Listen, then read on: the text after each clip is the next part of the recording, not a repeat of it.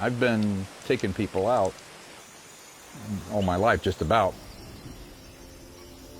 But officially, probably about 30 years. I was born in Wauchula, Florida. I moved to Hialeah when I was 2. And then that's where I got polio. Always coming down here fishing in the Keys since I was little. The fishing seemed to be the connection where we could all come together. Excuse me. Sure. Hello.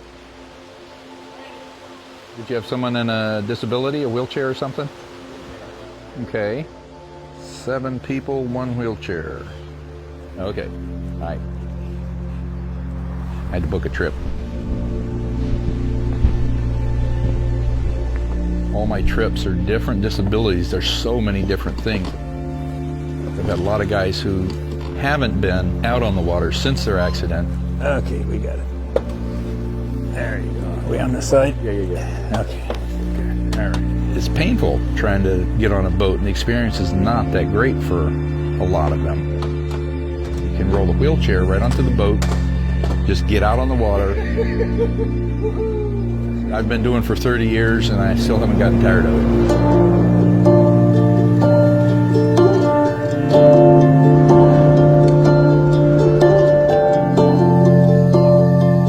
I met Captain Mick shortly after I had my spinal cord injury. I was injured playing rugby in college, and I had a C5-6 spinal cord injury. Captain Mick's used a scooter before, so he can understand the challenges associated with using a wheelchair, and that perspective allows him to cater to the trips to each person. And there's also a bunch of adaptive things that he's integrated into his boat, like the lift system to get people in and out of the water.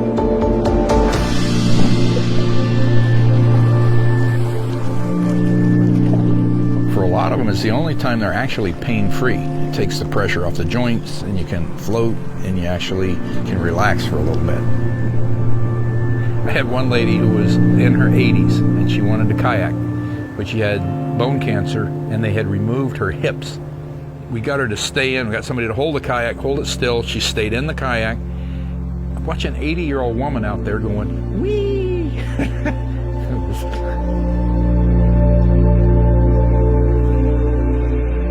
One guy who was a stroke survivor, so he couldn't hold the pole. I took a harness so it doesn't yank out of their hand. He's fighting a little barracuda. It wasn't that big, it was maybe 5 pounds. But that was his day, you know. And just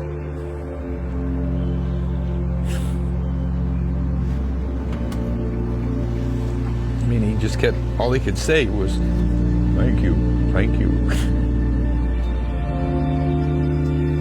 Good moment. Yeah.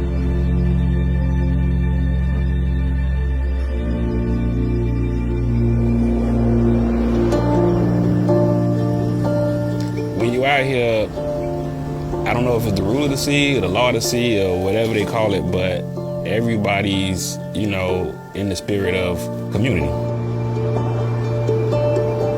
You don't feel isolated like you have walls up around you anymore. It lets you connect with people.